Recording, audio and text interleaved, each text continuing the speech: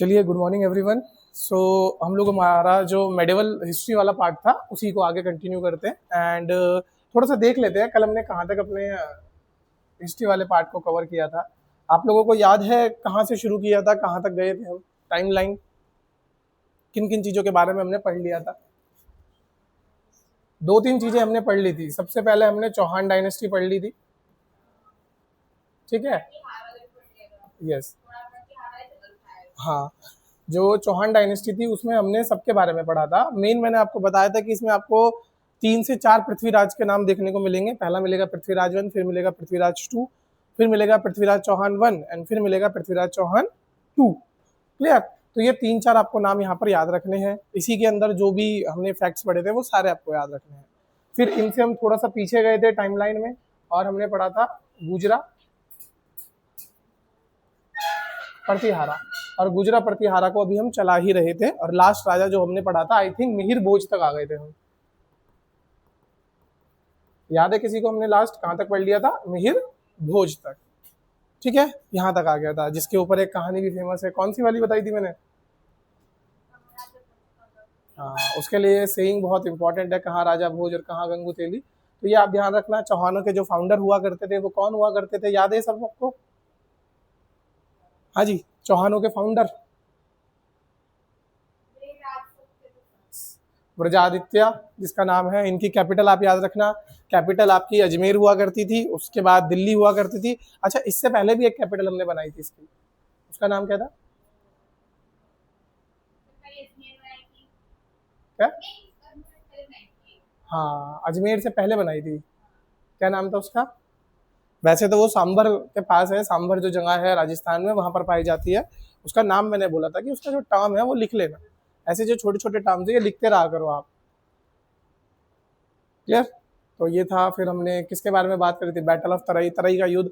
मतलब इसमें इंपॉर्टेंट तो एट द एंड आप अगर ढूंढने जाओगे तो यही मिलेगा, तराई का युद्ध, ठीक है। और एक ही राजा इंपॉर्टेंट मिलेगा जिसका नाम है आपका पृथ्वीराज चौहान। तो बस ये आपको याद रखना है। इसमें एक सेकंड में ढूंढ लेता हूँ कहाँ पर है वो। जैसे अजमेर को किसने बसाया था? अजय राजा सेकंड ने बसाया था। और यहाँ पर अजमेर का जो पुराना नाम हुआ करता था उसका नाम था अजय मेरू।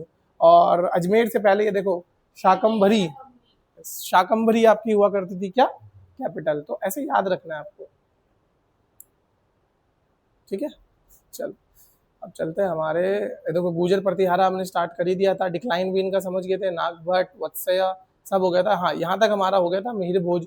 मिहिर भोज को टाइटल कौन सा मिलता है? द ग्रेट बोर का, ठीक है। द ग्रेट बोर इन्होंने अपने ऊपर टाइटल लिया था, जिसे हम क्या बोलते हैं? आदि वराह। आदि वराह का टाइटल इन्होंने अपने नाम पर लिया था। इसके बाद के जो राजा आते हैं, अगेन इनके बेटे आते हैं। मिहिर भोज के जो बेटे होते हैं उनका नाम है महेंद्र पालावन, ठीक है। इन्होंने भी एक्सपेंशन अपना बढ़ाए रखा। मतलब अगेन शुरू से मैं आपको बोलता रहा हूँ, जितने भी अर्ली मेडिवल किंग्स है इनके बारे में आपको बस थोड़ा सा ये याद रखना है कि अगर कभी किसी का नाम एग्जाम में पूछ लिया, फॉर एग्जाम्पल मिहिर भोज, वो ज़्यादा से ज़्यादा आपसे पूछेंगे कि क्रोनोलॉजी बताओ, ठीक है। वो आपको खिलजी सल्तनत या तुगलक सल्तनत की तरह यहाँ पर ये नहीं पूछेंगे कि भैया इनके एडमिनिस्ट्रेशन में क्या हुआ करता था, इन्होंने क्या किया। अगर होगा तो कोई भी की डेवलपमेंट इनके टाइम पे होगी, बस वही पूछा जाएगा, चाहे यूपीएससी हो चाहे यूके पीसीएस हो।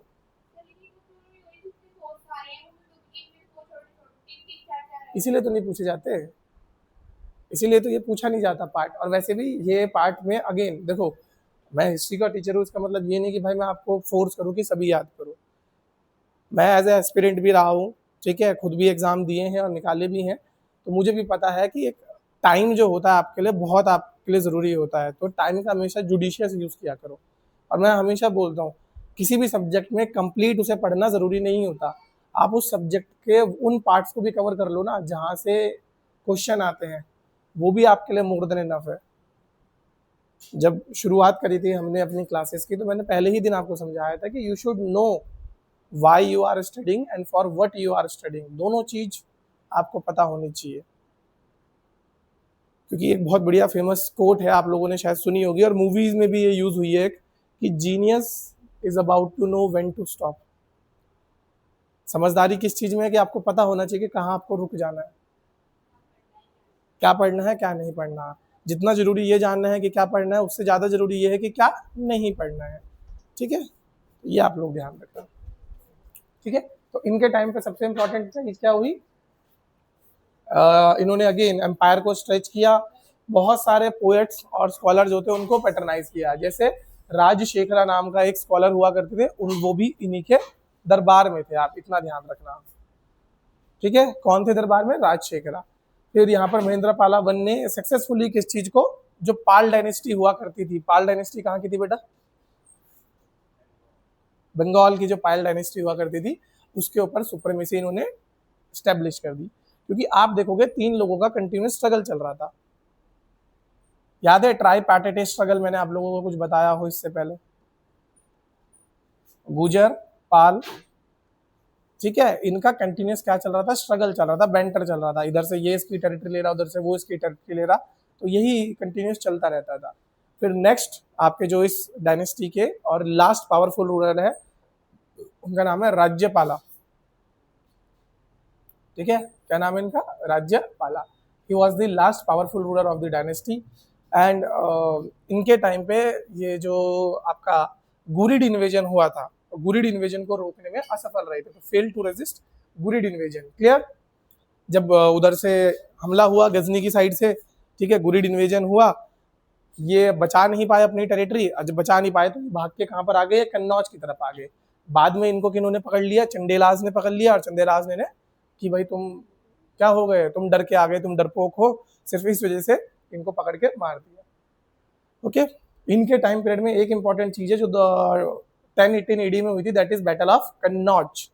ये ध्यान रखना, बैटल ऑफ कन्नौज आप लोग लिख सकते हो, ठीक है, क्योंकि गुरिड इन्वेजन की जब हम बात करते हैं तो देयर वर सेवरल इंसिडेंट जहां पर गुरिड ने बहुत बार इंडिया में इन्वेड किया। आप लोगों ने सुना भी होगा कि इंडिया में इतनी बार इन्वेड किया, कभी सोमनाथ लूट के ले गए, कभी कुछ लूट के ले गए, ठीक है। तो एक बार इन्वेड नहीं किया उन्होंने, बहुत बार, हाँ, रिपीटेड इन नेचर में वो इन्वेड करते रहे।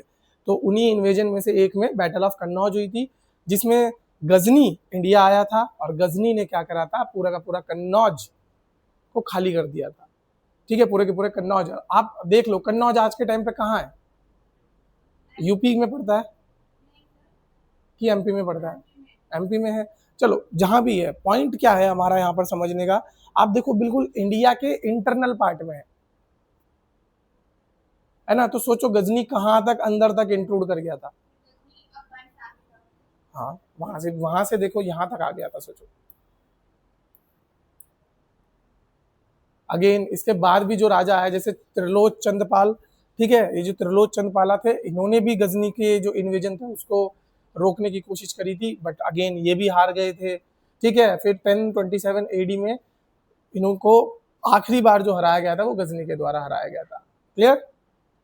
नेक्स्ट इनके बाद आते हैं जसपाल, ये गुजर प्रतिहारा के one of the last known ruler माने जाते हैं। देखो पावरफुल कौन था लास्ट, अभी मैंने आपको बताया, देखो लास्ट पावरफुल थे राज्यपाला, ठीक है, और वन ऑफ दी जो लास्ट जाने जाते हैं, ठीक है, जिनके बारे में हम पढ़ते हैं वो है जसपाल,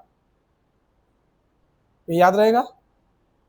हाँ जी, लास्ट रूलर गुजर प्रतिहारा का कौन रहेगा, जसपाल। कोई भी डायनेस्टी है उसका फर्स्ट रूलर एंड उसका लास्ट रूलर आपको याद रखने ही रखने। गोपाल नहीं था इसमें, गोपाल पता है किस, गोपाल तो पाला का था, ठीक है, एक गुजर प्रतिहारा चल रहे थे देवी जी, तो नाम, अरे देखो पाल टर्म जो होती है सरनेम बाद में बना, जैसे गोपाल होता है, पाल तो उसमें भी यूज हो रहा है, पाल का मतलब पता है क्या होता है एक्चुअल में, जैसे कृष्ण जी को भी बोला जाता है ना, उनका ये वन ऑफ द नेम है गोपाला। पाला का मतलब क्या होता है, या पाल का मतलब क्या होता है, किसी चीज को रखने वाला, गाय रखने वाला गोपाल, गाय की देखभाल करने वाला गोपाल हो गया, अजय पाल वो तो ना, वो टर्म यूज होने लग गई ना, जैसे एक वो होता है ना कि जो टर्म फ्रिक्वेंटली यूज होती है उसको लोग अपने नाम में लगाने लगते हैं, ठीक है, तो वही चीजें यहाँ पर चल रही थी। तो लेगेसी समझो इनकी, लेगेसी या फिर लेगेसी का मतलब ये हो गया कि भैया इन्होंने अपने पूरे रूल के अंदर सभी राजाओं ने मिलके क्या हासिल किया, एक तरीके से उसको बोलते हैं हम लेगेसी। अब जब आप यहाँ देखोगे तो one of the most important जो इनका काम रहा है दैट इज अरब इन्वेडर्स को रोकना, जो अरब की तरफ से जितने भी इन्वेडर्स आ रहे थे ना शुरू से, उनको रोकने का काम किया था। ऑल्दो किसको नहीं रोक पाई है, हाँ गजनी, गजनी इस टाइम तक गजनी था। गौरी तो अभी आएगा ना किसके टाइम पे, पृथ्वीराज के टाइम पे। ठीक है, तो गजनी को नहीं रोक पाए। साथ साथ इन्होंने क्या करा है, कन्नौज को बनाया है, कन्नौज को इस्टेब्लिश किया। उसके बाद संस्कृत लिटरेचर के लिए उन्होंने बहुत काम किया। देखो पैटर्नेज संस्कृत लिटरेचर, और जो स्कॉलर्स हैं लाइक राजशेखरा, ठीक है, बहुत इंपॉर्टेंट स्कॉलर है, इनके बारे में आप हिस्ट्री में पढ़ोगे, नाम इनका जिक्र सुनोगे, राजशेखर, ठीक है। उनको इन्होंने क्या दिया था, मतलब संरक्षण दिया था। फिर बहुत सारे टेम्पल्स इन्होंने बनाए। आप देखो कहाँ पर, राजस्थान में बनाया, जैसे ओशियन एक राजस्थान में जगह है, वहां पर इन्होंने टेम्पल बनाया। फिर इनके डिक्लाइन जब हुआ तो उसकी वजह से किन किन का राइज हुआ, गुजर प्रतिहारा हारे, गुजर प्रतिहारा का डिक्लाइन हुआ तो इनका किंगडम भी अगेन तीन में टूटा। चंदेल, ये है गैदवलास और चौहान्स। चंदेल और चौहान का नाम आपने सुना होगा, तीसरे का नाम उतना इंपॉर्टेंट है नहीं, तो आप भी कभी सुनोगे। मोस्ट इंपॉर्टेंट रूलर कौन रहे हैं, चंदेल रहे हैं या चौहान रहे हैं? ठीक है, चौहान तो आपने पढ़ भी लिया, कौन से वाले चौहान, पृथ्वीराज चौहान वाले चौहान। अच्छा, दिल्ली में कौन था चौहानों से पहले? हाँ, तोमर्स, ठीक है। ये जो अरब के ऊपर विक्ट्री थी under Junaid al Murri help us to stop further penetration into the Indian mainland. तो ये आप लोगों को ध्यान रखना है कि यहाँ पर इंडिया के अंदर जब इन्वेड कर रहे थे तो उससे रोका था इन्होंने। तो यहाँ तक डायनेस्टी क्लियर हुई।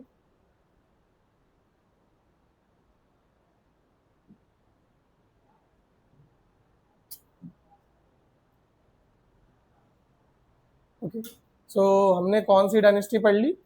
देखो चौहान पढ़ लिया, गुजर प्रतिहारा पढ़ लिया, अब हमारे पास कौन सी डायनेस्टी आई है, परमार। ऐसे ही सोलंकी भी पढ़ेंगे, एक एक करके हम सारी डायनेस्टीज पढ़ के खत्म करेंगे, ठीक है, फटाफट से, क्योंकि ये अर्ली मिडिवल वाले में मुझे लगता नहीं है कि ज़्यादा टाइम लगाना चाहिए हमें। फटाफट पढ़ो, फटाफट खत्म करो, फिर चलते हैं अपना जो जहाँ से सवाल आते हैं असलियत में, ठीक है। जैसे मुस्लिम इन्वेजन हुआ है, वहाँ से सवाल आएंगे, वो पढ़ना है, ठीक है। तो परमार जो डायनेस्टी है या पंवार डायनेस्टी है, ये उससे कंपेयर मत करना है। समझ गए होंगे आधे बच्चे किससे बोल रहा हूँ, किससे कंपेयर नहीं करनी, ये अलग है और वो अलग है। उनका ओरिजिन कहाँ से है? चांदपुर गेट से है। मतलब उन्होंने भी तो कुछ बोला होगा कि भाई हम इस लीनिएज से आते हैं, यहाँ से आते हैं।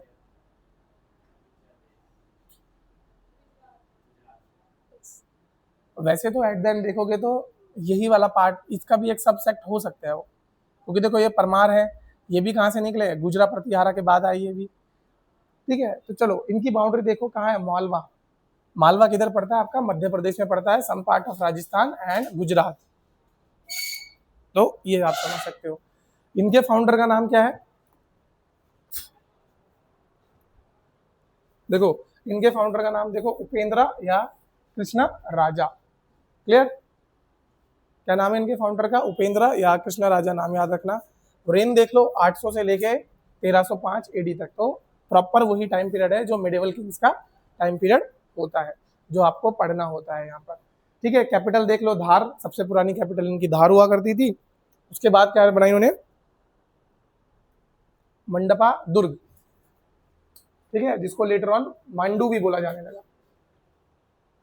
ये जो भी मैं कैपिटल्स बता रहा हूँ लिखते रहना साथ साथ, ठीक है। नोट्स तो आपको मिल ही जाएंगे। एंशिएंट के मिल गए आप लोगों को?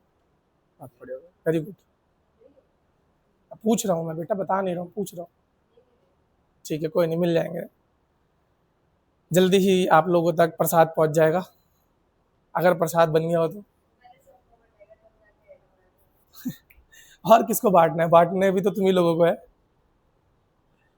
चलो, सो परमार डायनेस्टी क्या है, one of the major Rajput dynasty थी, ठीक है, मिडिवल इंडिया की। उन्होंने आपका मालवा जो रीजन होता था वहां पर रूल किया था। क्लियर? टाइम पीरियड आप देख सकते हो। शुरू शुरू में ये किसके फिड्यूशरीज रहे हैं, राष्ट्रकूट के फिड्यूशरीज रहे। इन सारे पॉइंटों में भी जो इंपॉर्टेंट पॉइंट है बस वो हाईलाइट करा रहा हूं मैं, जो आपको याद रखने चाहिए, कि परमार भी किसके फिड्यूशरीज रहे, एक टाइम पे राष्ट्रकूट के फिड्यूशरीज रहे। उसके बाद ही वो इंडिपेंडेंट बने थे। जब ये इंडिपेंडेंट बन गए तो इन्होंने अपना जो एम्पायर था उसको अपने हिसाब से चलाया था। और इनकी अगर मैं ट्रेडिशन की बात करूं तो इनके ट्रेडिशन में आप देखोगे एक अग्निकुल ट्रेडिशन हुआ करता था। अग्निकुल ट्रेडिशन पता है? What is Agnikul tradition? किसी को आइडिया? नहीं पता? हाँ जी, एनीबॉडी? इधर पे ऐसा माना जाता है एक ऋषि ने यज्ञ किया और उस यज्ञ में से 4 वंश निकले थे, ठीक है, इसीलिए इन लोगों को अग्निवंशी भी बोला जाता है। तो 4 राजपूत क्लैन निकली थी, ये ध्यान रखना। उन 4 राजपूत क्लैनों में से एक क्लैन आपका कौन सा था? परमार क्लैन भी हुआ करता था। ये याद रहेगा सबको? हाँ, तो बस इसी चीज को आपको याद रखना है।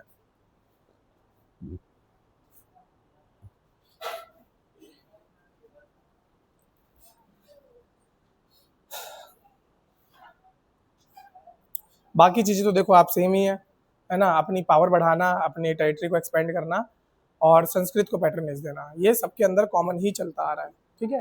यहाँ पर कुछ आपको नया देखने को नहीं मिलेगा।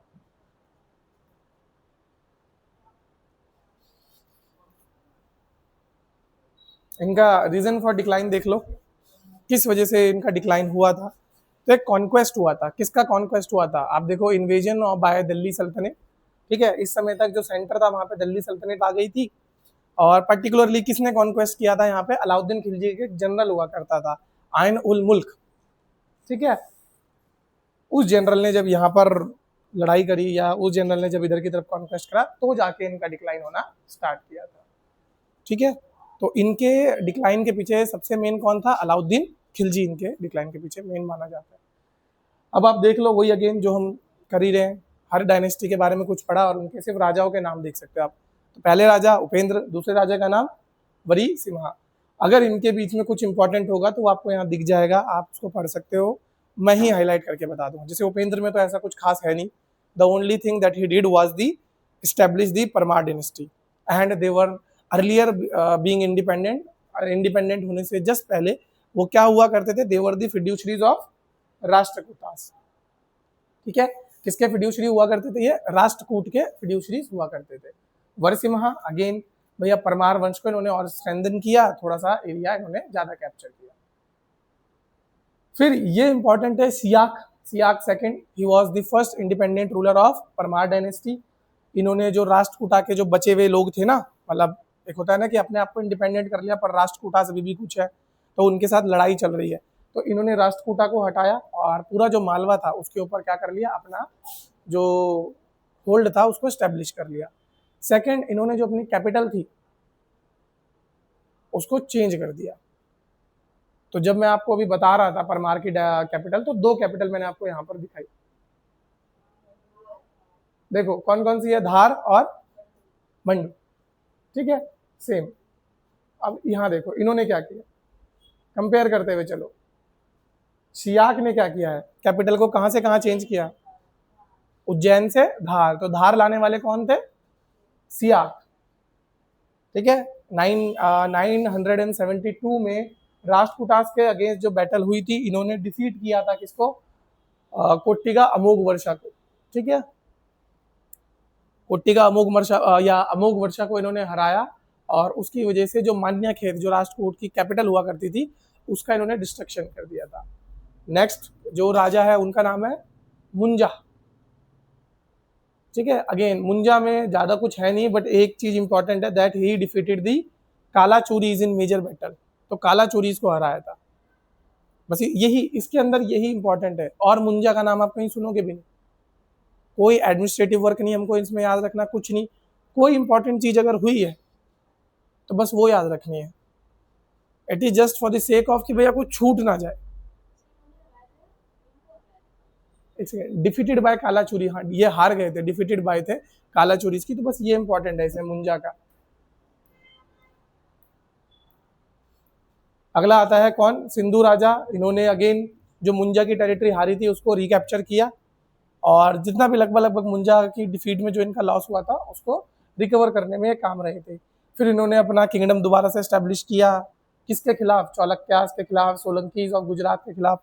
इनके टाइम पे भी एक बैटल हुई थी जिसे बोला जाता है बैटल ऑफ लता, और उसमें आप देख सकते हो किसको हराया था इन्होंने?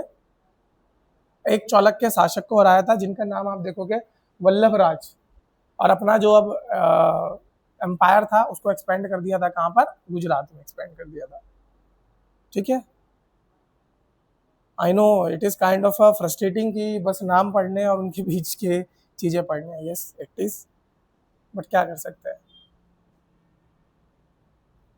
एंड इसके बाद का जो टाइम पीरियड है वो थोड़ा सा कहानी के तौर पे बहुत सही टाइम पीरियड है।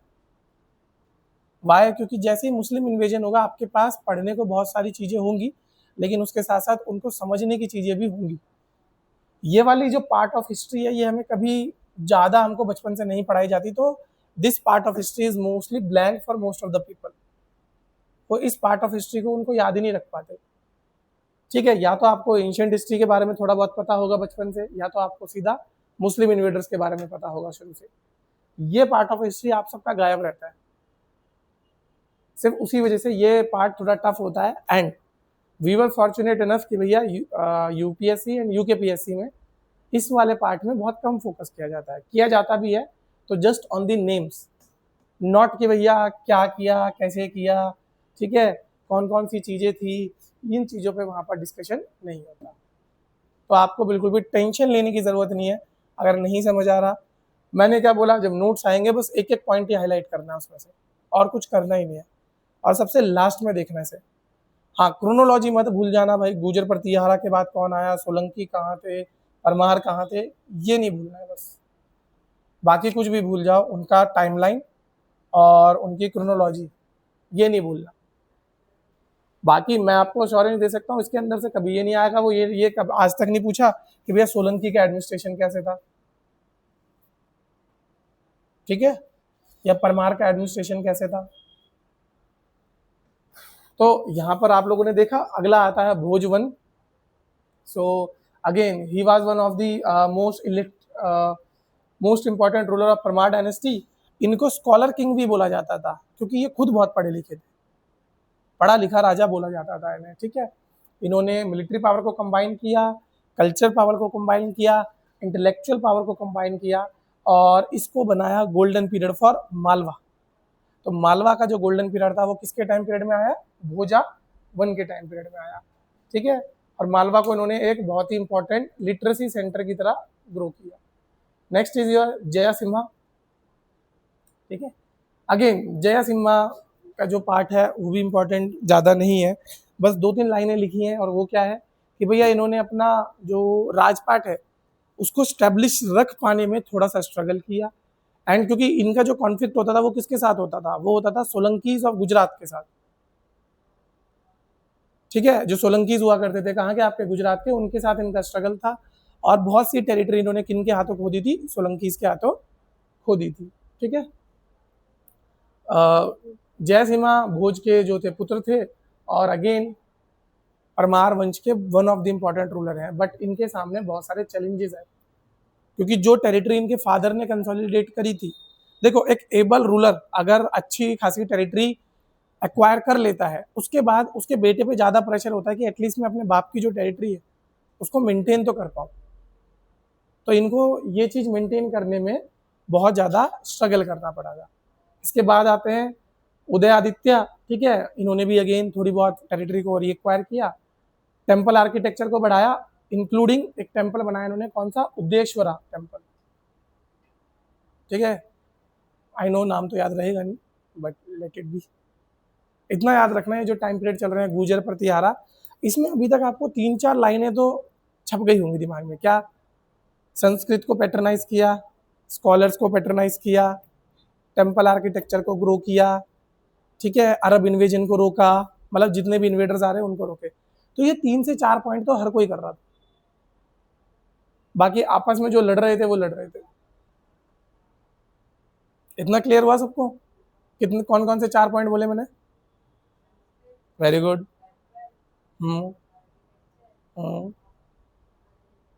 और नहीं पता? हाँ जी। स्कॉलर्स को पैटर्नाइज किया, और एक और जो भी इन्वेडर्स थे, अरब इन्वेडर हो गए, मुस्लिम इन्वेडर्स हो गए, गुरीड इन्वेजन हुआ, उनसे स्ट्रगल कर रहे थे। बहुतों ने रोका, बहुत नहीं रोक पाए। इतना क्लियर हुआ अर्ली मिडिवल किंगडम्स की शॉर्ट में तो कहानी है, ठीक है। इसलिए हम फटाफट से बस नाम देख रहे हैं। और नरावर्मन, आप देखो यहाँ पर बहुत सारे अटैक्स इनके नेबरिंग डायनेस्टी से हुए, और कुछ पार्ट इनमें सोलंकीज और कालाचुरी से हारे। अगेन ये नाम है, देखो इसमें कुछ इंपॉर्टेंट है, हाँ ये है 1190, देखो ये जो 1190 का टाइम पीरियड है लगभग ये किसके साथ ओवरलैप कर रहा है आपका, और क्या हुआ था 1190s में? हाँ, तराइन का युद्ध हुआ था। तो टाइम लाइन को जरा इमेजिन करके देखो, एक तरफ ऊपर कौन लड़ रहा है? चौहान लड़ रहे हैं। इधर पे कौन लड़ रहा है? सोलंकी के साथ। ये कौन है जिनके बारे में हम पढ़ रहे हैं? हाँ, अभी परमार चल रहा है, ठीक है। भीमा का नाम इंपॉर्टेंट है, ध्यान रखना। सो 1190 में आपका क्या हुआ, एक सोलंकीज के खिलाफ बैटल हुई थी, जिसमें डिफीट किया था किसको? Defeated Bhima second of Gujarat. Important ruler है भीमा, क्योंकि इनका नाम याद रखना है आपको। तो अगेन जो विद्यावर्मन थे उन्होंने थोड़ा सा जो पार्ट था उसको वापस ले लिया। फिर शुभता वर्मन, अगेन इतना मैं आपको गारंटी बोल सकता हूँ कि नाम आपसे नहीं पूछे जाने वाले। कुछ इंपॉर्टेंट हुआ होगा, सिर्फ उसका नाम याद रख लेना। मैंने सारे लिख के लाया, उसका मतलब ये नहीं कि आपको भी सारे याद करने, ठीक है। तो don't get confuse, don't get irritated about कि यार इतना सब पढ़ना है। अगर आप शुरू में ही हो गए तो फिर पढ़ने को तो बहुत सारा है, नहीं पढ़ पाओगे, ठीक है। इनके टाइम पे एक इंपॉर्टेंट चीज है, that is your Gujarat campaign. इन्होंने गुजरात को अटैक किया और प्लंडर किया पूरा का पूरा पतन को, ठीक है। अहिलवरा हम बोलते हैं, जो कि सोलंकीज की कैपिटल हुआ करती थी।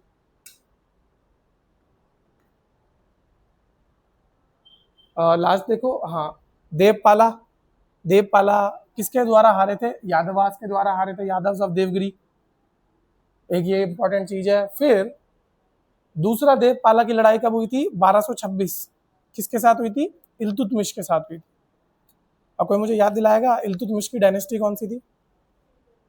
यस, इलबरी डायनेस्टी हुआ करती थी। तो डिफीटेड बाय इल्तुतमिश, ठीक है, बस ये आपको ध्यान रखना है। फिर नीचे आ जाओ सीधा, लास्ट रूलर ऑफ परमार कौन थे आपके? महाल नहीं, जयवर्मन नहीं, लास्ट लास्ट देखो, लास्ट रूलर ऑफ परमार ये, क्योंकि उनके टाइम पे ज्यादा कुछ हुआ नहीं है। मैंने बोला ना, जिनके टाइम पे हुआ है सिर्फ उनको पढ़ो। महाल का देवा, he was the last ruler of Parmar, ठीक है, dynasty, defeated and killed by Alauddin Khilji general आइन उल मुल्क। तो किसने हराया? आइन उल मुल्क ने। तो देख सकते हो आप, ऊपर वाले इल्तुतमिश, तब तक यहाँ पर आपका कौन आ गया था? खिलजी आ गया था। तो खुद देख लो कितना, मतलब पैरेलली चल रहे थे ये लोग, किसके? जो ऊपर पे दिल्ली सल्तनत थे उसके पैरेलली चल रहे थे। लेगेसी पढ़ लो, देखो क्या क्या लेगेसी है, ये इंपॉर्टेंट है। इसमें से कुछ चीजें अगर आपको समझनी हो तो वो समझ सकते हो। वैसे तो ज्यादातर चीजें तो वही हैं जो बाकियों में थी। देखो संस्कृत आ गया, ठीक है। पहला क्या आया? लिटरेचर एंड आर्किटेक्चर, जिसे भोज की लेगेसी माना जाता है। फिर भोज क्योंकि खुद भी पढ़े लिखे थे तो उन्होंने बहुत सारे ग्रंथ, मतलब ग्रंथ या बहुत सारे लेख लिखे हैं, जिसमें से एक है जैसे समारंगन सूत्रधार। ये किसके ऊपर है? आर्किटेक्चर के ऊपर है। अब यहाँ से ये तो पूछना मुझे लगता नहीं है कि वो आपसे एग्जैक्ट ये पूछे। हाँ, ये पता है क्या पूछ सकता है? समारंगन सूत्रधार किस चीज पे बेस्ड है? क्या ये इकोनॉमिक्स की बुक है, क्या ये एडमिनिस्ट्रेशन की बुक है, क्या ये पॉलिटिकल बुक है, या ये आर्किटेक्चर की बुक है? तो किस चीज पे बेस्ड है ये? आर्किटेक्चर पे बेस्ड है। तो ऐसे सवाल पूछता है आपसे, ठीक है। जब आप अपने नोट्स पढ़ोगे तब ये चीजें ध्यान रखना। क्लियर? जैसे जो जो चीजें मैंने एंशिएंट की ध्यान रखने को बोली थी, जब आपको नोट्स मिलेंगे तब उनका ध्यान रखना पड़ते वक्त। ये याद रहेगा आप सबको?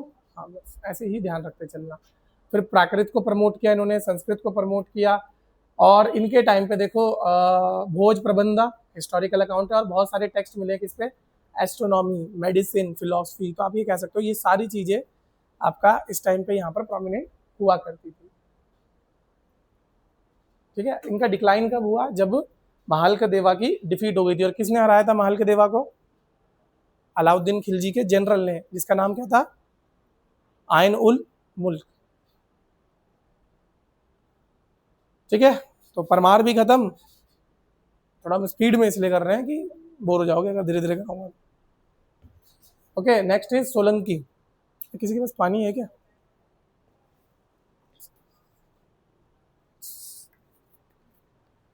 हाँ, आप लोग देखो ये कहाँ पर है, इनका गुजरात में पार्ट है।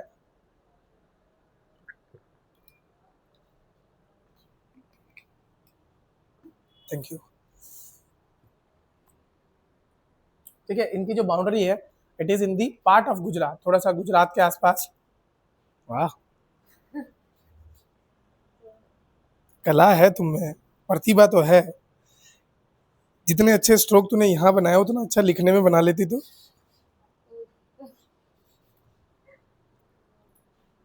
तुझे भी परमार वंश में पैदा होना चाहिए था, क्या पता कुछ कर लेती तू। आज के टाइम पे तो इन सब चीजों की उतनी रेलेवेंस है नहीं। चलो, सो अगेन चालुक्यास या फिर सोलंकी डायनेस्टी, ये कहाँ पर पाई जाती है? सोलंकी आपकी गुजरात वाले पार्ट में, some part of Gujarat, Rajasthan and Malwa, और वेस्टर्न और सेंट्रल इंडिया के आसपास इन्होंने बहुत अच्छा एरिया कंट्रोल किया है। फाउंडर कौन है इनके? मूलराज सोलंकी। कैपिटल कहाँ पर इनकी? अहिलवरा, पतन जिसे भी बोला जाता है। ठीक है, ये इंपॉर्टेंट चीजें हैं, याद रहेगा। हाँ जी, एनी कंफ्यूजन आपको? पक्का नींद तो नहीं आ रही? ये बहुत नींद लाने वाला टॉपिक है। मैं सच बताऊं तो जब मैं अपनी स्टडीज कर रहा था मैंने ये वाला पार्ट स्किप किया था, क्योंकि मैंने लास्ट 10 साल के पेपर देखे, उस समय एक भी क्वेश्चन नहीं था ढंग का। चलो, टाइम वहां लगाओ जहाँ पे इन्वेस्ट करके फायदा है।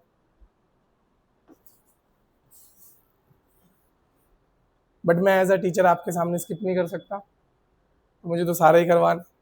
इनका रीजन देख लो डिक्लाइन का क्या था। देखो, सबसे पहले तो इनका डिक्लाइन का कारण ये था कि भैया इंटरनल कॉन्फ्लिक्ट्स बहुत सारे हो रहे थे, जिसकी वजह से जो रॉयल पावर थी वो डिक्लाइन हुई। साथ साथ दिल्ली सल्तनत के जो उस समय रूलर हुआ करते थे बहुत ज़्यादा अटैक कर रहे थे, जैसे अलाउद्दीन हो गया। ठीक है, अलाउद्दीन खिलजी ने अटैक किया। फिर उसके बाद बहुत मतलब एक तो इंटरनली आपस में लड़ मर के कमजोर हो रखे हैं राजपूत राजपूत ये। ठीक है, जैसे अभी मैंने बताया था ना, सोलंकी का राजा किसी से लड़ रहा है, गुजर से लड़ रहा है या परमार से आपस में लड़ रहे हैं, तो एक तो इंटरनली ये लोग थोड़े वीक थे। फिर बाहर से भी लोग आ गए। बाहर से कौन आया? अलाउद्दीन खिलजी आ गया। तो वही मेन कारण रहा है इनके डिक्लाइन का। तो जैसे अभी हमने पीछे परमार पढ़ा, परमार का डिक्लाइन भी क्यों हुआ था? परमार मतलब खत्म क्यों हुए थे? अलाउद्दीन खिलजी।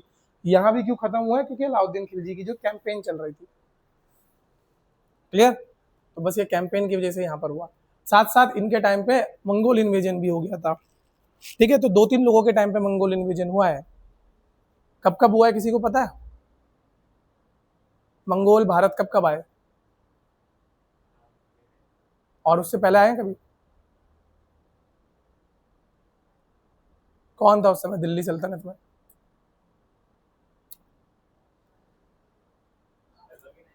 नहीं, मोहम्मद शाह रंगीला दिल्ली सल्तनत में कहाँ आ गया? मोहम्मद शाह रंगीला किसका पार्ट है?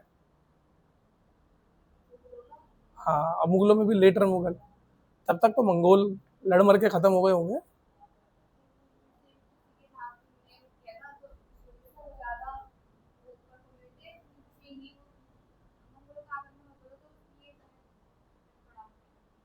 देखो, जो आप बोल रहे हो मोहम्मद शाह रंगीला, उसके टाइम पे नादिर शाह आया था बेटा। हाँ, नादिर शाह किसका चेला हुआ करता था? मतलब चेला ही कह सकते हैं, किसका अनुयायी हुआ करता था? बताओ, ऑप्शन हिंट दे सकता हूँ। तीसरी बैटल ऑफ पानीपत किस किस के बीच हुई थी? Good, Ahmad Shah Abdali, very good. ठीक है, तो अहमद शाह अब्दाली का ही चेला हुआ करता था नादिर शाह, तो उसने अटैक किया था कहाँ पे? 1740 के लगभग में या 1739 के लगभग में। 1740 तक के कोहिनूर जो जो लेके गया है सब बर्बाद हुआ है, ये ध्यान रखना। कभी भी आप देखोगे कोहिनूर को कर्स डायमंड क्यों बोला जाता है? बताओ, शुरुआत कहाँ से हुई थी कोहिनूर की? अच्छा है, बताओ।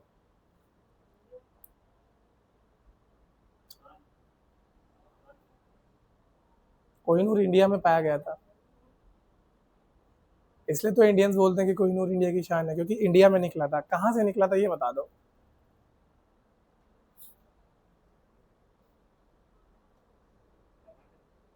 कर्नाटका नहीं, थोड़ा हाँ कह सकते हो, some part of the east, not north east but eastern part of the. हाँ, उधर की साइड से निकला। वारंगल नाम सुना है किसी ने? वारंगल या रुद्रमा देवी का नाम सुना है? सुना है? कौन सी डायनेस्टी से हुआ करती थी रुद्रमा देवी? हाँ, कौन सी डायनेस्टी से थी? रुद्रमा देवी के टाइम पीरियड में ही, मतलब उन्हीं के टाइम पीरियड के आसपास में ही क्या निकला है आपका, कोहिनूर डायमंड एक्सकवेट हुआ था। फिर वहां से किसी तरह लड़ते लड़ते लड़ते लड़ते वो मुगलों तक पहुंचा। ठीक है, मुगलों में पास ऑन होने लगा, मुगलों में पास ऑन होते वो लास्ट किस पे रहा, किसके पास रहा था? रंगीला। मुगलों में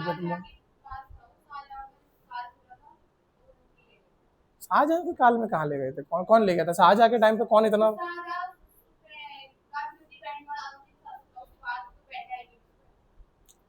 बेटा शाहजहां ने, हाँ सिंहासन बोलो ना, पर गया किसके टाइम पे, सवाल ये आता है। सवाल लेके कौन गया? देखो, जो आप बात कर रहे हो सिंहासन, उस सिंहासन का नाम पता है आपको? मयूर सिंहासन, पिकॉक थ्रोन बोला जाता है इसे। शाहजहां के टाइम पे बना था और वो कोहिनूर उसमें जड़ दिया गया था।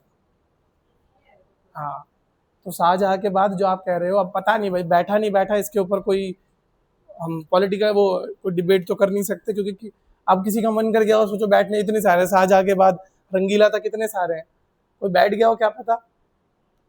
ठीक है, तो जो पिकॉक थ्रोन था, हाँ ये माना जाता है, पिकॉक थ्रोन को कौन लेके गया इंडिया से बाहर? नादिर शाह। ठीक है, और किसके टाइम पीरियड में लेके गया? किस पे अटैक किया था नादिर शाह ने? अभी बताया मैंने थोड़ी देर पहले। यस, मोहम्मद शाह रंगीला, उसके टाइम पीरियड पे लेके गया। फिर वहां से वो कहाँ चला गया? अफगानों पे चला गया। अफगानों से पास ऑन होते होते रंजीत सिंह पे कैसे आया बताओ? देखो, अफगानों में फिर लेटर ऑन क्या होने लगा, स्ट्रगल होने लगा टेरिटरी का। वही है ना कि भाई मेरे बाप की टेरिटरी मेरी, फिर एक एबल रूलर बोलेगा कि नहीं भाई तू क्यों लेगा, ये वाली चीजें होने लगी। तो आपस में स्ट्रगल चलने लग गए। तो उस स्ट्रगल में एक व्यक्ति था जिसको कि बाहर निकाल दिया उन्होंने। वो व्यक्ति मदद लेने आया किसकी? रणजीत सिंह की। क्योंकि रणजीत सिंह का तब तक एम्पायर कहाँ तक था? पाकिस्तान अफगानिस्तान के कुछ पार्ट तक पहुंच चुका था। वो व्यक्ति मदद लेने आया किसकी? रणजीत सिंह की। शायद दोस्त मोहम्मद नाम था, शायद, मैं कंफर्म नहीं हूँ, शायद। तो वो व्यक्ति मदद लेने आया किसकी? रणजीत सिंह की।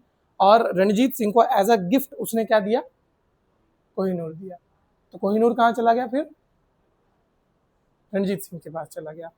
फिर सिख एम्पायर का डिक्लाइन हुआ। रणजीत सिंह के बाद तो कोई था ही नहीं सिख एम्पायर में ढंग का, है ना। निहाल सिंह आए, वो छोटे ही थे वगैरह, वो डिक्लाइन हुआ। एंग्लो सिख वॉर हुई। ठीक है, एंग्लो सिख वॉर जब जीत गए, वो कोहिनूर कहाँ चला गया? ब्रिटिश के पास। तब से ब्रिटिशरों का बेड़ा गर्क ही है।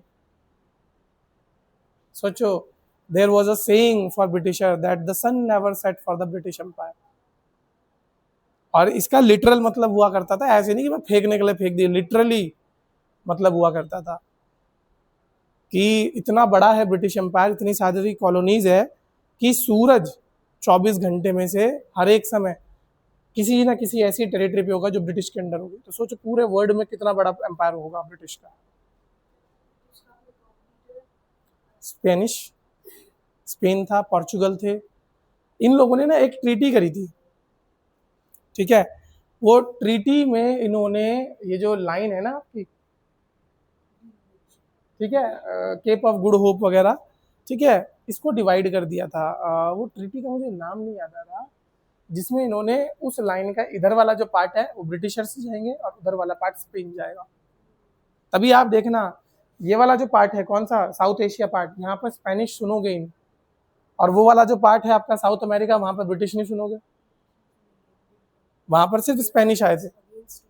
हाँ, वहां पर स्पेनिश लोग हैं, वहाँ की सबसे ज्यादा भाषा, सेकंड नंबर पर जो सबसे पॉपुलर भाषा है स्पेनिश बोली जाती है वहाँ पर। ये बहुत सारी साउथ अमेरिकन कंट्रीज में स्पेनिश क्यों बोली जाती है? जैसे ये पूरा पार्ट इंग्लिश क्यों बोलता है बताओ? हमारे इंडिया में इंग्लिश का क्रेज क्यों है?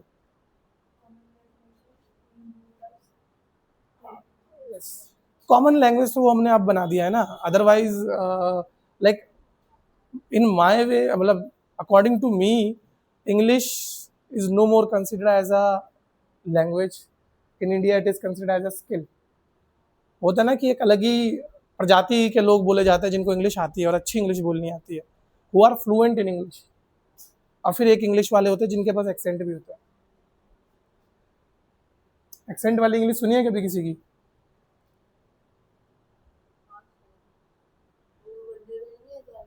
है?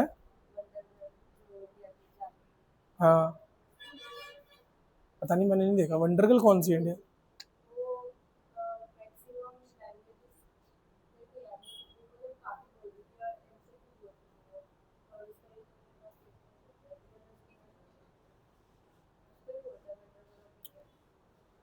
आप लोगों को क्या लगता है, इंग्लिश जस्ट अ लैंग्वेज और इट इज अ स्किल?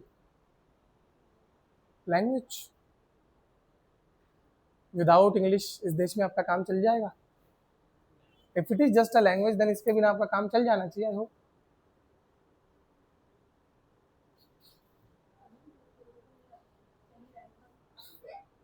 आपका चलेगा?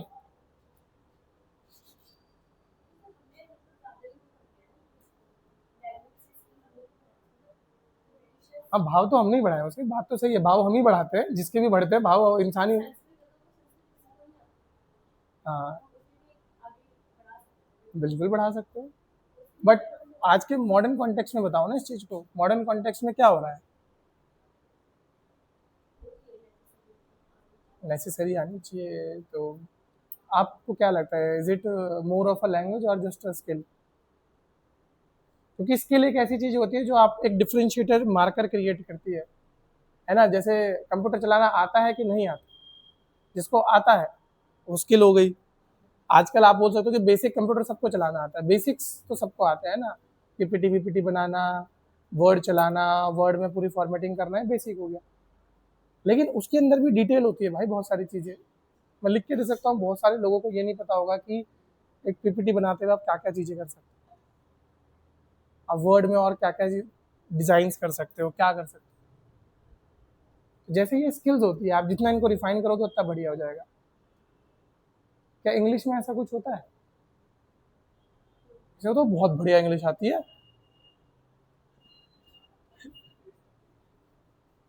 हाँ भाई, ऐसा कुछ होता है कि इंग्लिश के भी ग्रेड है? ग्रेड 1 इंग्लिश आती है, ग्रेड 2 इंग्लिश आती है, ग्रेड 3 इंग्लिश आती है। होता है? कैसे बच्चे, बताओ आपके हिसाब से ग्रेडिंग क्या है? अच्छा, नहीं आती लिखने? ये एक सेकंड, ये कौन सी प्रजाति है जिसे बोलनी आती है लिखनी नहीं आती है?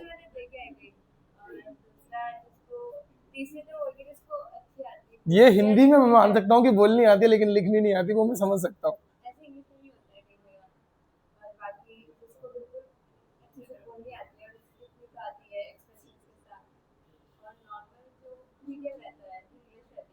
ठीक है।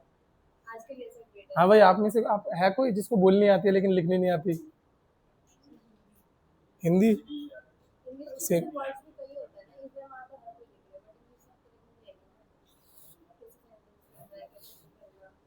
अच्छा, आप फ्रेजिंग की बात कर रहे हो?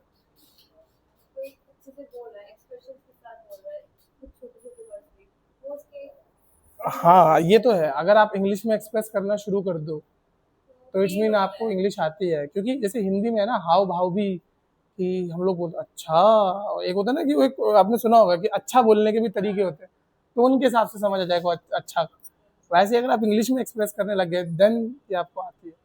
क्योंकि अगर आपको लैंग्वेज नहीं आती तो आपका फोकस होता है कि आपके वर्ड्स गलत ना हो, एक्सप्रेशन ब्लंड होते हैं आपके, मतलब चेहरे पे दिख जाता है कि स्ट्रगल कर रहा है इंग्लिश में।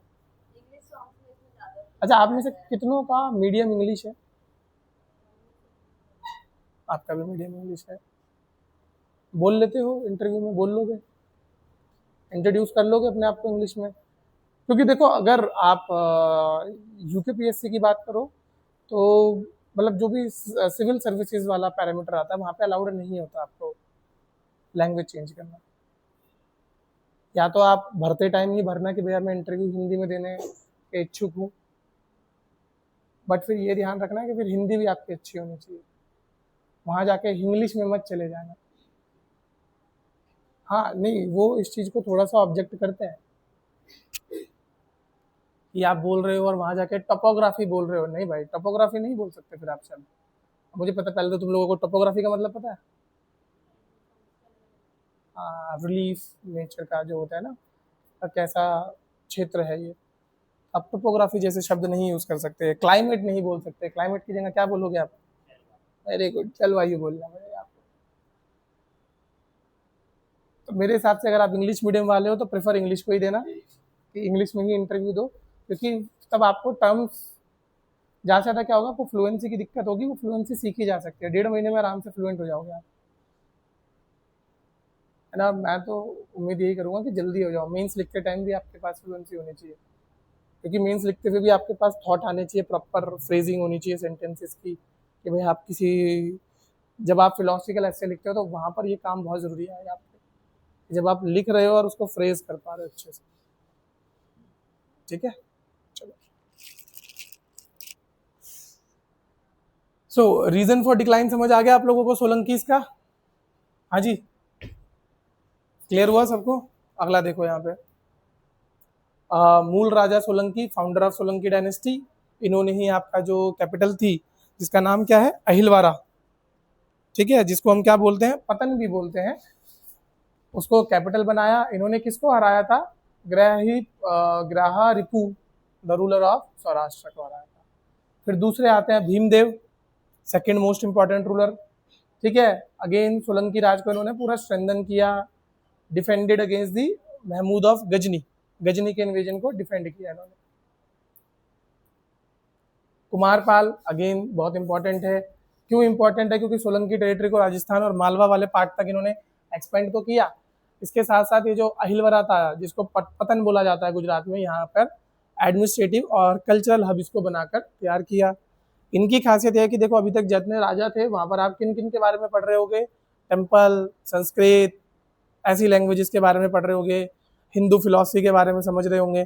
इन्होंने जैन फिलॉसफी को भी प्रमोट किया था, Jain philosophy, Jain literature and ethics, ठीक है। 3 jewels of Jain, sorry 5 jewels of Jainism पता है किसी को? जैनिज्म का मेन सिद्धांत क्या होता है? ठीक है,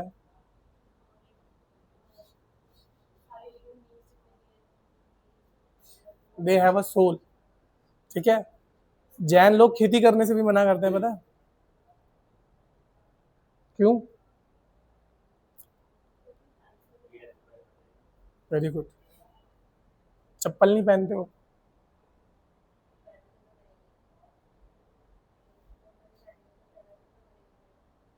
अभी देखते हुए चलते हैं ना वो बेटा, कभी जैन यात्रा देखी है? और रोड साफ करते हुए चलते हैं कि कुछ ना आ जाए बिल्कुल।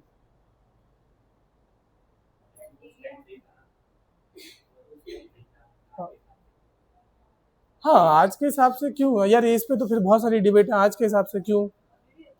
हाँ, अच्छा ये बताओ, मैं अगर आपसे पूछूं कि जितने भी हमारे रिलीजन है, are they relevant in the modern era? The rituals, sorry religion नहीं, सॉरी रिचुअल्स, गलत ले गया मैं भी शब्द, जो हमारे रिचुअल्स हैं वो मॉडर्न डे में रेलिवेंट है? बताओ, किसी भी तरह का रिचुअल आप ले सकते हो, जैसे फॉर एग्जाम्पल अगर हम मैरिज की बात करें तो मैरिज में इतना धमाका धुमोका करके से बारात वारात ले जाने वाला है, इसमें आप क्या फायदा है? फालतू में पैसा वेस्ट, और उसके बाद नहीं बनी तो क्या बोला? हाँ, तो यही वाली चीजें है ना कि भाई तो करना चाहिए नहीं करना चाहिए हमें?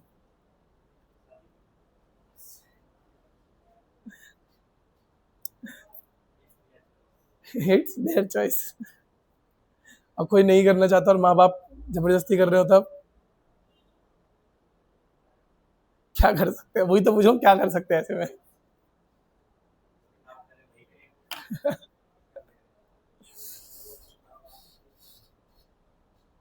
तुम क्या करते हैं ऐसे सिचुएशन में होते तो?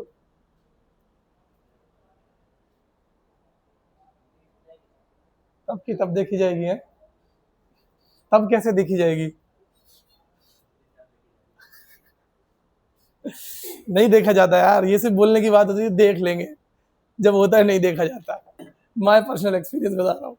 ओके, भीमा सेकंड, ठीक है, Bhima second was the last significant ruler, और इन्होंने बहुत सारे इन्वेजन झेले हैं, किससे, मोहम्मद गौरी के टाइम पे भी आप देखो ये थे, कुतुबुद्दीन ऐबक से झेले हैं, ठीक है। तो बस यही आप लोगों को याद रखना है यहाँ पे। अर्जुना देव, देखो वो वाले जो थे भीमा, ही was the significant ruler. And last ruler कौन थे? सोलंकी डायनेस्टी के अर्जुन देव। ठीक है, तो अर्जुन देव जो थे, ये ध्यान, क्योंकि ऑलरेडी इतने इन्वेजन हो गए थे कि इनका जो एम्पायर था वो ऑलरेडी वीक तो पड़ ही चुका था। इसके बाद कौन आया, मतलब होता है ना कि last nail in the coffin, कि इतने तो ऑलरेडी वीक हो गए, क्या बोलते हैं, इन्वेजन झेल झेल के, कि लास्ट में कौन आया? अलाउद्दीन खिलजी आया और हरा के चला गया।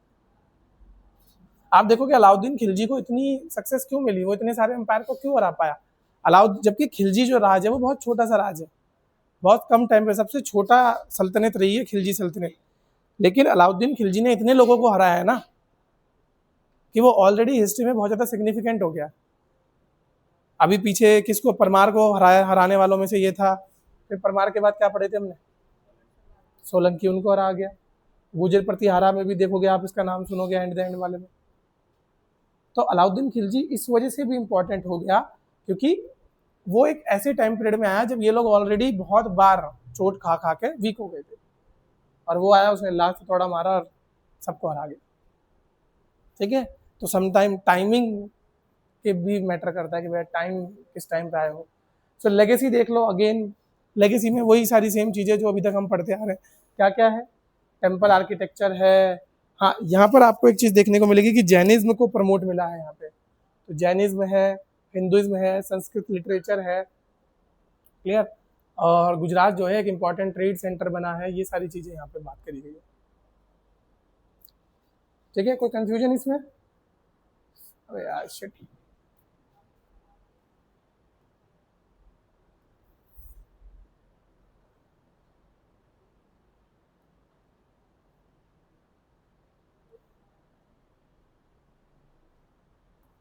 यहाँ तक तो हो गया था ना।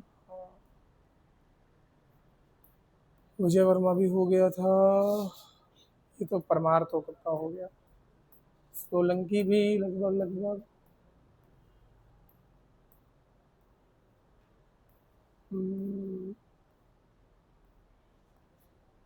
ओके, राष्ट्रकूट।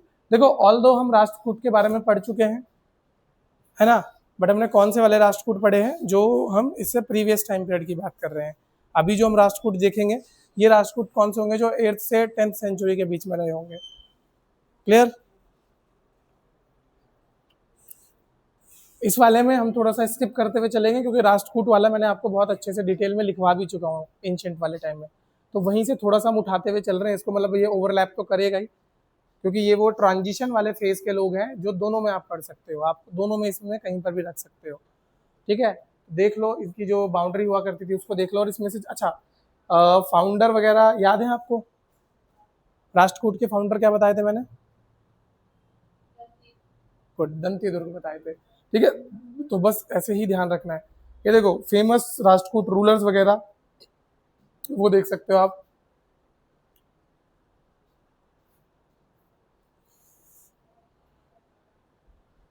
इनका जो टाइमलाइन है, एक तो वो देखो कहाँ से कहाँ तक है, 8th सेंचुरी से लेके 10th सेंचुरी तक इनकी टाइमलाइन पड़ी हुई है, और उसके साथ साथ आप देखोगे कि बाउंड्री कहाँ कहाँ है, डेक्कन प्लेट्यू के पास है एक तो ये।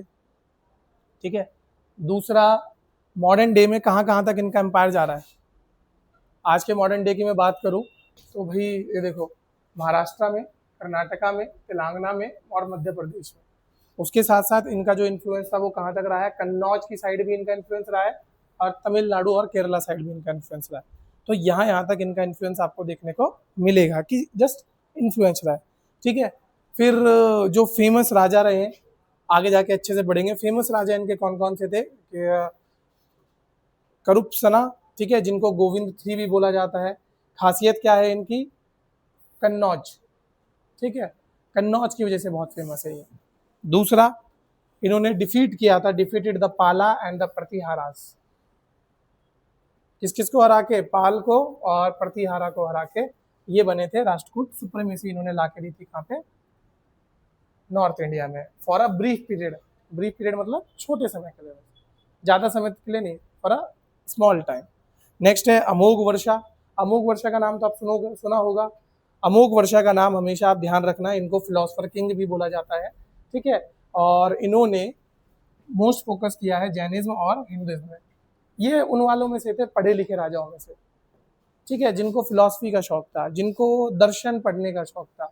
जो यूजुअली ये बात करा करते थे कि समाज में होना क्या चाहिए, क्या क्या चेंजेस, धर्म में क्या होना चाहिए, धर्म को किस तरीके से हम रिवाइव कर सकते हैं या रिफॉर्म कर सकते हैं, कोई कुरीति है तो उसको बदल देना चाहिए हमें। ठीक है, तो ये सारी चीज़ें आपको यहाँ पर देखने को मिलेंगी। तो अमोघ वर्षा ने किस किस चीज़ को पैटर्नाइज किया, जैनिज्म को पैटर्नाइज किया और हिंदुइज्म को पैटर्नाइज किया। इनके टाइम के बहुत फेमस संस्कृत वर्क है जिसे हम क्या बोलते हैं, कवि राजमार्गा। ठीक है, ये क्या है, it is a treaty of poets and literature. Next है, इन्होंने अपना जो एडमिनिस्ट्रेशन था वो बड़ा पीसफुल रखा है, तो बस इसलिए ज़्यादा इसमें याद करने की जरूरत में है। ओके, नेक्स्ट इंपॉर्टेंट कौन है, इंदिरा थर्ड। इंदिरा थर्ड ने क्या किया था, इन्होंने अपना इन्फ्लुएंस कहाँ पर बसाया, कन्नौज के ऊपर बसाया। और किसको हराया था इन्होंने, प्रतिहारास को हराया था। ठीक है, क्योंकि एक बारी में नहीं आ रहे थे, धीरे धीरे करके एक एक वेव में हराया गया है। टेम्पल आर्किटेक्चर, ठीक है, तो ये हो गए इंदिरा। अब यहाँ से आप देखोगे कि फाउंडर कौन है, दंती दुर्ग, ये हम पहले भी पढ़ चुके हैं ऑल दो, इसलिए इसमें ज़्यादा टाइम लगा के हमारा कोई फायदा नहीं है। ठीक है, आप लोग अगर जाके देखोगे राष्ट्रकूटा वाला लेक्चर शायद आप लोगों के यूट्यूब पे भी पड़ा हुआ है, उससे भी आप इसको कवर कर सकते हो और यहाँ से आप इसका लिखने का पार्ट ले सकते हो। तो दंती दुर्ग फाउंडर है, हराया किसको था इन्होंने, चालुक्य आज़ बदामी को हरा के अपना रूल स्टैब्लिश किया था। कैपिटल कहाँ थी इनकी, मान्यखेता में थी। ठीक है, और इससे पहले हमने एक रूलर का नाम पढ़ा था जिसने राष्ट्रकूटा को हराया था, कौन था वो? नहीं नहीं नहीं, पुलकेशन नहीं, पुलकेशन ने तो किसको हराया था, हर्षा को हराया था। ठीक है, अभी अभी हमने पढ़ा, कौन सी डायनेस्टी में था यही बता दो, परमार में था, सोलंकी में था?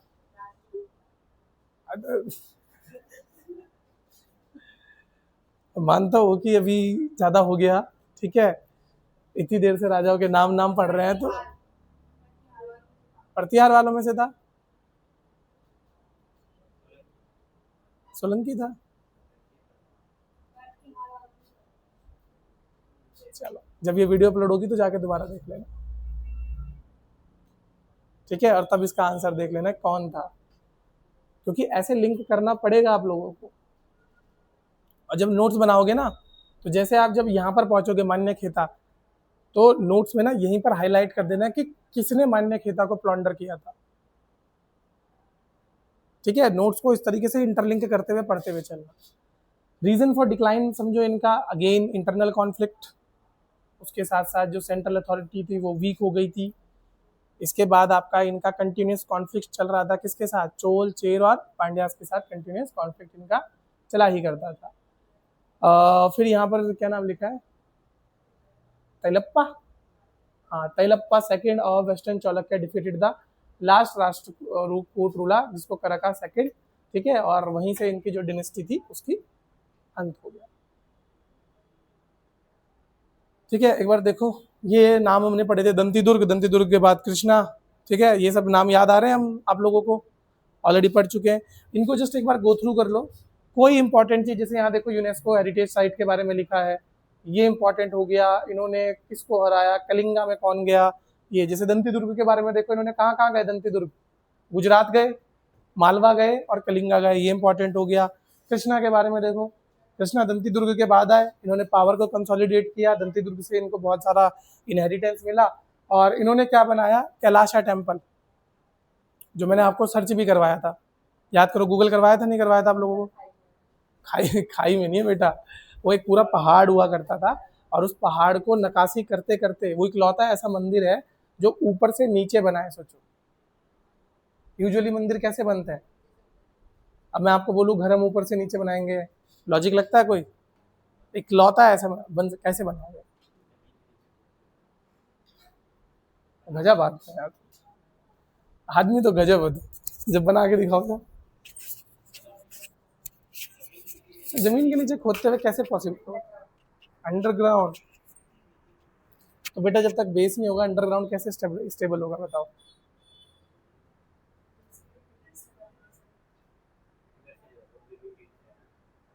देखो ये सिर्फ पता है कहाँ पॉसिबल हो सकता है, जहां आप किसी रिजिड चीज में बना रहे हो, रिजिड चीज को कार्व आउट कर रहे हो, वहां पॉसिबल है।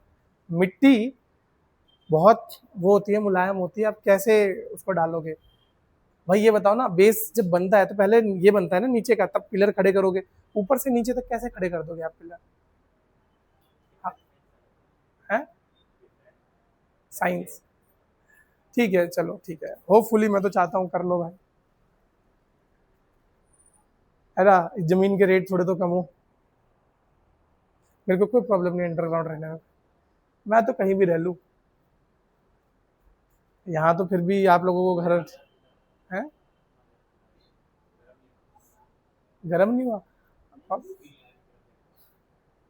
शुक्र है हम लोग बीजिंग बीजिंग में पैदा नहीं है। अभी देखा है बीजिंग बीजिंग में लोग कितने से कमरों में रहते हैं? जितने एरिया में आप लोग बैठे हो ना, इतने एरिया में आराम से 20-25 लोगों का घर है,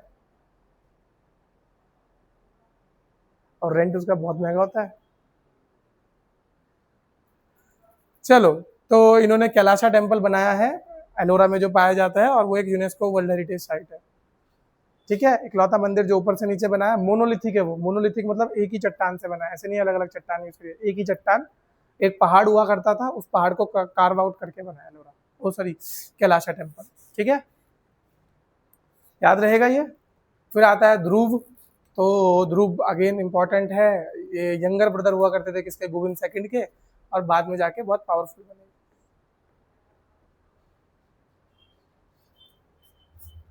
गोविंद थर्ड किसके बाद आए थे? अपने पिताजी ध्रुव के बाद आए थे। ठीक है, अगेन इन्होंने भी ज्यादा, बात तो देखो सेम ही है कि भैया मिलिट्री जीनियस हुआ करते थे, स्ट्रेटेजिक प्लानिंग, एक्सपेंड किया, बस एक्सपेंशन करते रहे। इंपॉर्टेंट कौन थे? अमोघ वर्षा, इनका नाम याद रखना।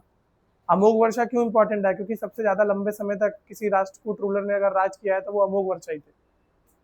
ठीक है, तो लॉन्गेस्ट रेनिंग राष्ट्रकूट रूलर कितने साल? 64 साल राज किया इन्होंने, सोचो।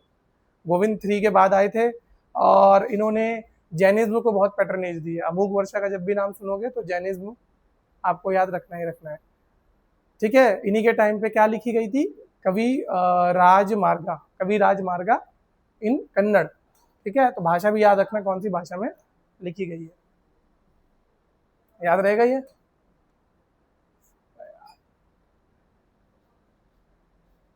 ठीक है, तो चलो आज के लिए इसको इतना ही करते हैं। जो आपका बचा क्या है अब इसमें वो देख लो।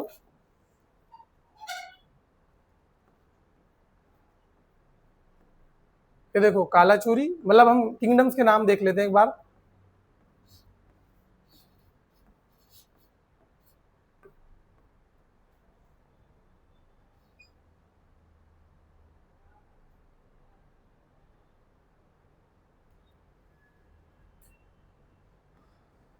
हाँ देखो, यहाँ तक तो हम आए गए थे, अमोघ वर्षा तक आ गए थे।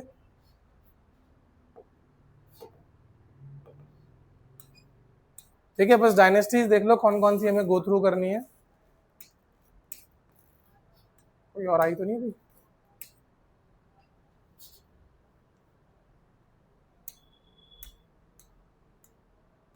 देखते हुए रहना ना, अगर कोई डायनेस्टी आए तो बता देना। ये देखो अगली है चंदेल, चंदेल डायनेस्टी हम करेंगे।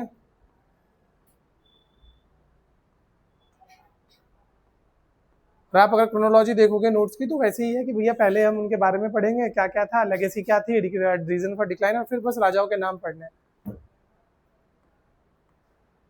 तो एक काम कर सकते हैं कल इसको खत्म करने के लिए, क्योंकि ऐसे तो करते हुए 3-4 दिन लग जाएंगे, अगर इसको जल्दी करना है तो मैं ये पीपीटी आप लोगों को भिजवा देता हूँ। बताओ, आप लोग पढ़ के आ जाओ, हम लोग बस इसको डिस्कस कर लेंगे, ओवरव्यू कर लेंगे। क्या बोलते हो, ये कर ले, है ना? क्योंकि देखो राजाओं के नाम ही पढ़ने हैं, बस कल आके मैं आप लोगों से पूछूंगा आप लोगों ने पढ़े, है ना, और मैं ऊपर ऊपर से डिस्कस कर दूंगा। पढ़ोगे तो भिजवाऊंगा, नहीं पढ़ोगे तो फिर पढ़ लोगे। हाँ भाई, ये आ जाएगी पहली बात। हाँ बेटा, ये सवाल तो सोचने लायक है, ये तो मैंने सोचा है। कल, अच्छा कल, कल छुट्टी है? अच्छा, तो फिर तो भेज ही देता हूँ, मंडे तक तुम लोग पढ़ लेना। है, मंडे को ही आई, सर फोड़ेंगे फिर किसी का।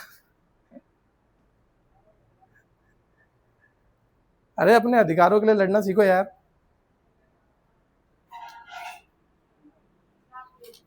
अरे मैं कैसे भेजूं, मैं तो कुछ कर ही नहीं सकता। बच्चों के मेरे पे खुद नहीं है पीपीटी है। रुक जाओ, मेरे को ये बंद करने दो।